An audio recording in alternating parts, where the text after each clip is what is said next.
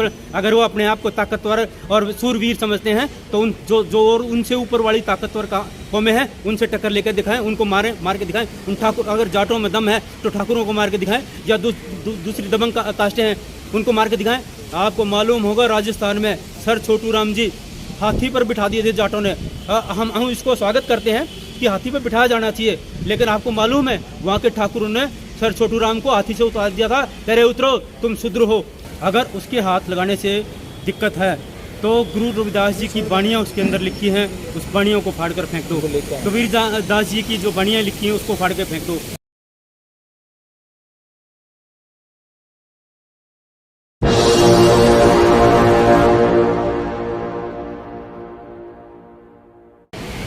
जय भीम, नमो बुद्धाय। आप देख रहे हैं NV News 24/7 नीलम बौद्ध के साथ। साथियों, जिस तरह से आपने देखा है कि 2 दिन पहले सिंघू बॉर्डर पर एक ऐसा हादसा हुआ जिसने कि मानवता की रूह को कांप कर रख दिया। इसी कड़ी में मेरे साथ में आज अशोक नरवाल जी हैं। उनसे जानना चाहूंगी कि जिस तरह से आज भारत देश में घटनाएं हो रही है खासकर जाति के आधार पर, और जिस तरह से हमने देखा है कि एक दलित समाज नहीं बल्कि पूरा बहुजन समाज इस किसान आंदोलन में सक्रिय रूप से अपनी भूमिका निभा रहा था, लेकिन परसों ऐसी घटना हुई जिससे मानवता को शर्मसार कर दिया। तो सर, इस पर क्या कहना है आपका?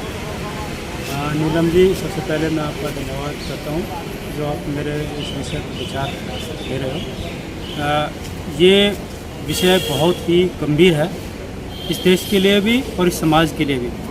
जो घटना घटी है उसकी मैं घोर निंदा करता हूँ और देश की सरकार से और दिल्ली और हरियाणा सरकार से दोनों से निवेदन करता हूँ कि दोषियों को तुरंत गिरफ्तार किया जाए और सिख समुदाय जो कि धर्म के अगुवा हैं और जो धर्म के पूरे सिख समुदाय के देश के या दुनिया के मुखिया हैं, उनसे मैं अपील करता हूं कि ऐसे लोगों को उस स्थान पर जो धरना स्थल से तो तुरंत भगाया ही जाए, उनको धर्म से भी निकाला जाए, क्योंकि कोई भी धर्म ये हैवानियत नहीं सिखाता। धर्म अपने आप में सब कुछ है, लेकिन धर्म सब कुछ भी नहीं है, क्योंकि धर्म किसके लिए बना है? इंसान के लिए। अगर आप इंसानियत को शर्मसार कर दोगे तो वो धर्म किस बात का है?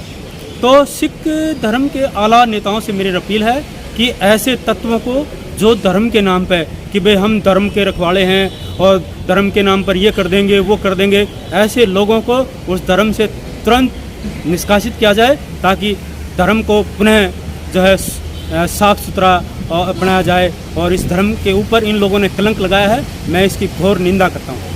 अशोक जी, जिस तरह से हम देख रहे हैं कि खासकर धर्म की भूमिका मनुष्य के जीवन में बहुत महत्वपूर्ण होती है। अगर कोई भी व्यक्ति धर्म का आचरण धारण करता है तो एक सभ्य व नैतिक समाज का आचरण करता है, लेकिन जिस तरह से हमने सिंघू बॉर्डर की घटना को देखे, खाली उस व्यक्ति को इसलिए जान से मार दिया गया कि उसने उनके धर्म ग्रंथ को हाथ लगा दिया। क्या उस किताब में कोई ऐसी चीज़ थी कि जिसको छूकर वो धर्म अपवित्र हो गया या वो ग्रंथ अपवित्र हो गया, या जो वो लोग थे उनकी जो भावना थी वो आहत हुई? देखिए, अगर सिर्फ उसने हाथ लगाया है तो इसमें कोई भी दिक्कत नहीं होना चाहिए। अगर उसके हाथ लगाने से दिक्कत है तो गुरु रविदास जी की बाणियाँ उसके अंदर लिखी हैं, उस बाणियों को फाड़ कर फेंक दो। कबीर दास जी की जो बाणियाँ लिखी हैं उसको फाड़ कर फेंक दो। और दूसरे हमारे बहुजन गुरुओं की बाणियाँ जो उसके अंदर लिखी हैं, क्योंकि आपको नफरत अगर शेड्यूल कास्ट से या बैकवर्ड क्लास से है तो नफरत तो उनसे भी होगी ना आपको। तो अगर आपको नफरत है, उस शेड्यूल कास्ट के आदमी से नफरत थी, उसके हाथ लगाने से नफरत थी, तो हमारे गुरुओं की जितने जो बहुजन समाज में जन्मे गुरु हैं उनकी वाणी को क्यों फॉलो करते हो आप? क्योंकि वाणी और विचार किसी देश को समाज को आगे बढ़ाने के लिए होते हैं, ना कि उस देश के और उस समाज को गिराने के लिए होते हैं।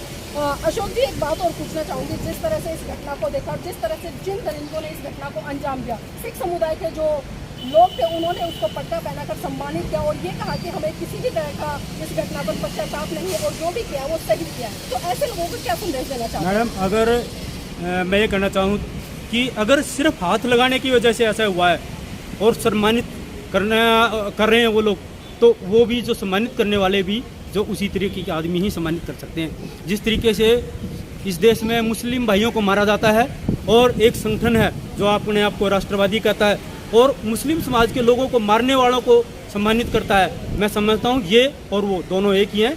और मैं धरना स्थल पर हमारे किसान भाइयों को और जो दूसरे लोग इस किसान आंदोलन को चला रहे हैं उनसे रिक्वेस्ट करता हूँ कि इस विषय पर विचार किया जाए कि ये लोग शरारती तत्व क्या सही में अच्छा सही कर रहे हैं। अगर सिर्फ हाथ लगाने की बात है तो, अगर और कुछ हुआ मुझे इसके बारे में जानकारी नहीं है, लेकिन अगर उन्होंने सिर्फ हाथ लगाने की वजह से ऐसा किया है तो मैं इसकी घोर निंदा करता हूं और सरकार से अनुरोध करता हूं कि ऐसे लोगों को तुरंत गिरफ्तार किया जाए और सिख और जाट भाइयों को आग्रह करता हूं कि इस प्रकरण की सही ढंग से जांच कराएं और दोषियों को समाज के और सरकार के हवाले करें और जो लोग उनको सम्मानित कर रहे हैं उनको भी इस धरना स्थल से तुरंत बाहर किया जाए। इस घटना को लेकर जिस तरह से हम देख रहे हैं कि संयुक्त किसान मोर्चा है जिसका नेतृत्व राकेश टिकैत जी कर रहे हैं और भी कई लोग कर रहे हैं, चाहे सिख कम्युनिटी के हो या एक तरह से हम कहें कि जाट कम्युनिटी इस आंदोलन को सक्रिय रूप से निभा रहा है। लेकिन वहीं हमने देखा कि राकेश टिकैत जी ने दो टूक शब्दों में ये कह दिया कि ना तो हमारा उस व्यक्ति से लेना देना है जिसने इस घटना को अंजाम दिया है और जिस व्यक्ति के साथ में इतनी बर्बरता हुई है उससे कोई लेना देना है। तो दोनों इस तरह की घटनाओं से बिल्कुल हाथ पीछे कर लिया है। तो क्या राकेश टिकैत जी एक तरफ तो हम देख रहे थे कल हरियाणा में बाबा साहब की बड़ी बड़ी बातें कर रहे थे, संविधान को बचाने की बात कर रहे थे, लेकिन जब उन्हीं के समाज पर इस तरह का अत्याचार शोषण होता है तो अपने हाथ पीछे खींचते नजर आते, तो किस तरह की दोहरी मानसिकता देखिए, नजर आती है? मैं किसान समाज के नेताओं से भी ये एक रिक्वेस्ट करना चाहता हूँ कि अगर वो सही मायने में ये आंदोलन चला रहे हैं और सबका साथ लेना चाहते हैं तो मैं उनसे भी रिक्वेस्ट करना चाहता हूँ, उनके किसान भाई, उनके जाट भाई जो गांव में दलितों को ऊपर अत्याचार करते हैं उनको भी अपने समाज के लोगों को प्रार्थना करनी चाहिए, या फिर प्रार्थना अगर वो नहीं मानते उनको जिस तरीके से समाज से बहिष्कृत किया जाता है, उन लोगों को जो किसान आदमी या जाट समाज के लोग जो दलितों का बहिष्कार कर रहे हैं, तो पूरे किसान समाज को, पूरे स्टेट के, पूरे कंट्री के किसान समाज को, उस गांव के उन जाटों का सामाजिक बहिष्कार कर देना चाहिए जो दलितों का बहिष्कार कर रहे हैं। अशोक जी, पहली बार नहीं है कि जिस तरह से जातिवाद का मामला निकल कर आया। इससे पहले भी जब हम टिकरी बॉर्डर पर किसान आंदोलन को कवर कर रहे थे तो उस समय भी हमने देखा कि कुछ महिलाएं ऐसी थी जो खुलेआम मतलब जाति सूचक शब्दों से पर्टिकुलर दो समाज को, एक चमार और एक बाल्मीकि समाज को संबोधित कर रही थी और बहुत सारी बातें वहाँ पर कैमरा ऑफ हमारी बाद में हुई, लेकिन जब कैमरा चल रहा था तो उन्होंने ये कहकर पल्ला झाड़ दिया कि भाई बड़ी बुजुर्ग है, अनपढ़ है, इसके मुंह से निकल गया। लेकिन ये चीज़ें कहीं ना कहीं इनकी मानसिकता में और मानसिकता में तो बाहर भी निकल कर आती हैं, तो इस पर क्या कहना है? देखिए, मैं एक चीज़ कहना चाहूँगा कि उनको जो जाट समाज के लोग हैं या जो दूसरे ताकतवर समाज के लोग हैं, चाहे वो यादव हों या कोई दूसरी कास्ट के लोग हों, उनको इस देश का इतिहास पढ़ना चाहिए और वर्ण व्यवस्था का गहराई से उनको अध्ययन करना चाहिए। ये समाज, ये देश 4 वर्णों में बटा हुआ है। पहले वर्ण में है ब्राह्मण, कि क्या जाटों को समझना चाहिए क्या वो ब्राह्मण है? नहीं है। दूसरा समाज है क्या नाम, वैश्य, कि जाटों को क्या क्या वैश्य हैं जाट? नहीं है। तीसरा है क्षत्रिय, क्या जाट क्षत्रिय हैं? नहीं। इसका मतलब जाट और दूसरी कास्टें जो ताकतवर कास्टें हैं वो शूद्र वर्ण में रखी गई हैं, क्योंकि और ये लाहौर हाई कोर्ट का भी डिसीजन है कि जाट शूद्र है, और उसके अलावा अलग अलग स्टेट के अलग अलग कोर्टों के डिसीजन आए हैं, अंग्रेज़ों के टाइम में भी आए, बाद में भी आए, कि जो जातियां अपने आप को मार्शल कहती हैं वो शूद्र हैं। और शूद्र मैं इसलिए बताना चाहूँगा उनको कि वो शूद्र हैं, उनके साथ भी मनवादी ताकतों ने अत्याचार किया है, वो भी अत्याचार के शिकार हुए हैं। अब उनको चाहिए कि वो जिस तरीके से अत्याचार का शिकार हुए हैं, वो जो उनसे कमज़ोर भाई रह गए हैं उनको अत्याचार का शिकार तो ना बनाए। उनको ये सोचना चाहिए कि हम शूद्र थे, हमारे साथ अत्याचार हुआ, तो कम से कम अपने जो गरीब भाई हैं उनके साथ अत्याचार ने, अगर उनके अंदर दम है, जो गरीबों का शोषण करते हैं, दलितों का शोषण, अगर वो अपने आप को ताकतवर और सूरवीर समझते हैं तो उन जो और उनसे ऊपर वाली ताकतवर कौमें हैं उनसे टक्कर लेकर दिखाएं, उनको मार के दिखाएं। उन ठाकुर, अगर जाटों में दम है तो ठाकुरों को मार के दिखाएं, या दूसरी दबंग कास्टें हैं उनको मार के दिखाएं। आपको मालूम होगा राजस्थान में सर छोटू राम जी हाथी पर बिठा दिए थे जाटों ने।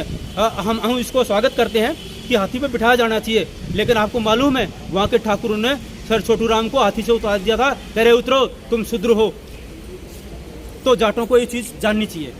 बहुत बहुत धन्यवाद अशोक जी। तो अशोक जी ने हमारे साथ में चर्चा की और खासकर जो इस देश का एक बहुत बड़ा तबका है जो कि अपने आप को ओबीसी कहता है, और ओबीसी कहता ही नहीं बल्कि अपने आप को गौरवान्वित करता है, और पर्टिकुलर उसमें कुछ विशेष जातियां, चाहे वो यादव हो, गुर्जर हो, या ये कहें कि हम जाट हो, तो जाट लोगों का तो हमें जो दबंगाई आज के टाइम में दिखती है, तो उनसे विशेषकर आग्रह किया कि आप अपने इतिहास को पढ़िए, और जिस छोटू राम को आप लेकर किसान आंदोलन में चल रहे हैं, जिसकी बड़ी बड़ी बातें कर रहे हैं, जिस भगत सिंह को आप किसान आंदोलन में लेके चल रहे हैं, लेकिन उस ना तो उस भगत सिंह की विचारधारा से आपको कोई लेना देना है और ना ही उस सर छोटू राम की विचारधारा से लेना देना। अगर आपको देश में समानता स्थापित करनी है, भाईचारा स्थापित करना है। तो जिस तरह की घटनाएं बॉर्डर पर अंजाम दी जा रही है, खासकर पर्टिकुलर एक विशेष वर्ग को लेकर जातिवाद की मानसिकता को घेरते हुए, तो इन घटनाओं पर आपको रोक लगानी पड़ेगी और जो आपकी दूषित मानसिकता, खासकर जो जातिवादी मानसिकता है, उसको बदलना पड़ेगा। जब तक आप इस दिशा में काम नहीं करेंगे, ना तो आप अपना विकास कर पाएंगे, ना अपने समाज का विकास कर पाएंगे और ना ही अपने देश का विकास कर पाएंगे। जय भीम, नमो बुद्धाय।